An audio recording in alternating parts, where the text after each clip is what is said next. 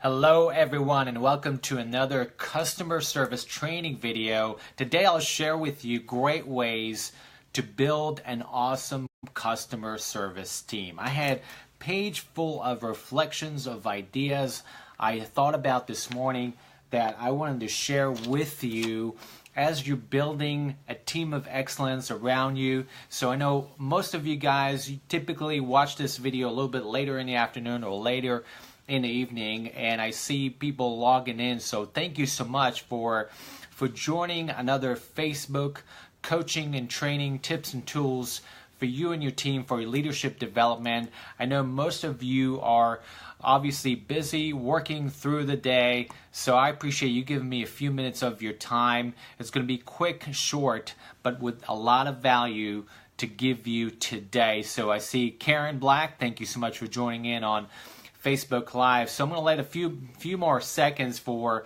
people to log on, and I really appreciate you joining in as I know everyone is looking to build that great team around them. So these tips and tools that I'll share with you, they're actually great for any team, any leadership team, any team that you want to take to the next level of your leadership at your company and your organization. Anyone can use these tools that I'll share with you and tips.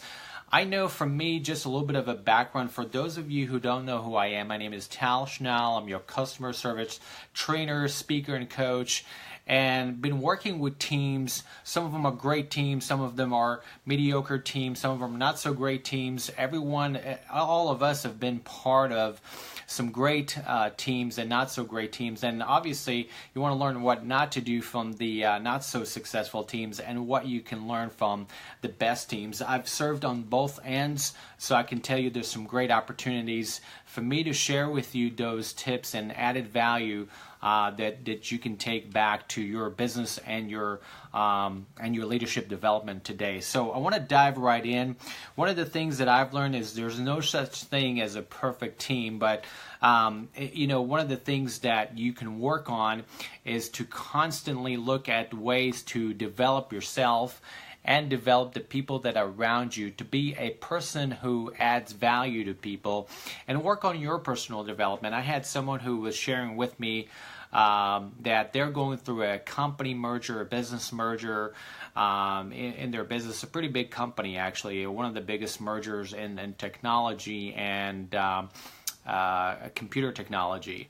And one of the things they shared was, we're going through some cutbacks. We're going to need to look at who belongs in our team. We're going to look at who is here to stay, who's going to add value to our customers and our clients. And one of the things that we both shared was that personal development, if you're working on yourself, then the likelihood of someone cutting you off from the team, or someone is telling you that you unfortunately have to be laid off, the chances are that are minimized because you're continuously adding value to people and the company that you're with, and therefore there's some great opportunities for you to stay on. And so personal development, and that's some of the things that you want to work on to be part of a great team. So let me get to it and share with you a couple of tips here. Number one is hiring for attitude and values that match your organization philosophy of service, which is really, really critical. And you may think about, or you may ask, well, why did I start with the attitude and the values in order for us to add someone on our team? I'm going to share with you something that I truly believe it's really one of the major core philosophies of actually putting a team together when it comes to customer service. Customer service as not only as an industry but as a skill in an area in business, you got to have people who you're going to be looking for a friendliness attitude and the right values that match your company values of service excellence. There are companies like Southwest Airlines, Zappos, Ritz-Carlton. Some of those companies, they have certain values, and they hire for those values that would mirror their culture. So if you think about those companies, there's certain things that in those companies that they value, and they want you to be there as part of their company. If you have a sense of humor, or you have maybe something that's unique about you and that can really be part of their customer experience, then they want you to be part of that company. And so they know what they're looking for, and it's usually not the same as necessarily intelligence or being smart or having a lot of experience. What they're looking for is their personality traits and values that can add value to their mission and culture. So in other words, you have to be kind of a culture fit to what they're trying to establish as a company. And so hiring people with friendliness, a positive attitude toward customer service, and people who would actually go the extra mile to create an amazing experience for those customers. Number 2 is creating a shared vision together toward the future. As you are getting with people that are you like to be around, as you're building your team, you want to be around people that truly there's a camaraderie, there's a sense of belongingness, there's also a sense of working together. When we want to think about vision, we want to think about how do we put all of our collective ideas together and create a vision of success for how would we know what does the future hold for us? How do we want to be known for? And you can look at any customer service company. They always have a vision of where they want to go, what do they want to become, to know that they're truly successful. So I want you to think about your team's vision together and get input from your team on what does success looks like for us. How would we know that we truly excellence and we're delivering excellence each and every time? Number 3 is defining expectations through service standards and goals. Those are really critical if you want to know it's not only where you're going, but how you're going to eat the targets of to know that you actually are successful. So many companies have their own scorecard and KPIs that tells them if they are successful.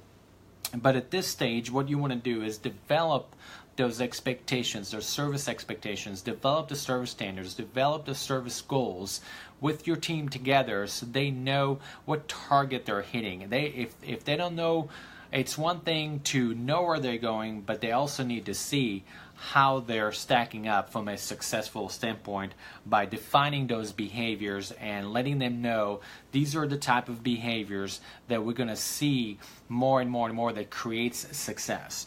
Number 4 is creating a culture of engagement and trust.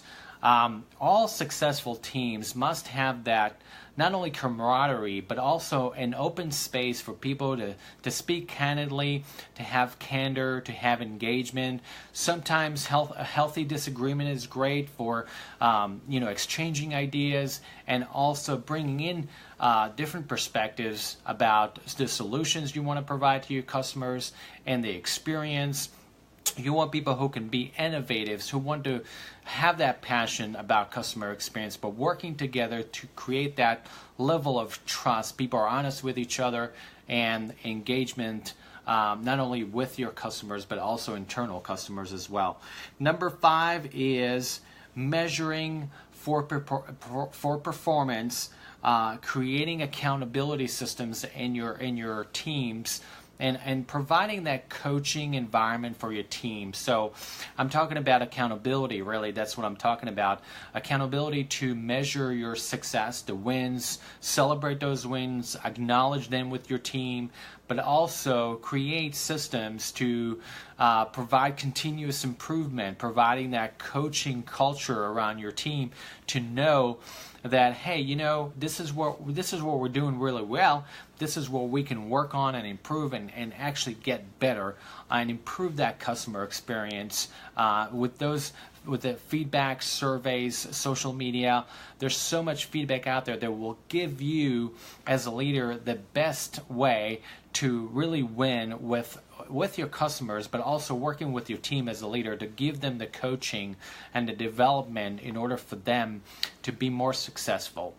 So these are 5 things. I think there's 5. They're not easy things, but there are things that we need to do consistently more and more and more as you're looking at your team, and how to build that awesomeness is that requires consistency each and every day, and also knowing these are hard things to do because they require a lot of intention and a lot of raising the bar, thinking about how to improve something, how to almost, quality is missing nowadays in many places. So elevating that experience, excellence experience for your customers, and also working with your team, creating a place for your team where they love to work, they have the passion for customer service, and that's how every part of this customer experience is a winning attributes for your business success.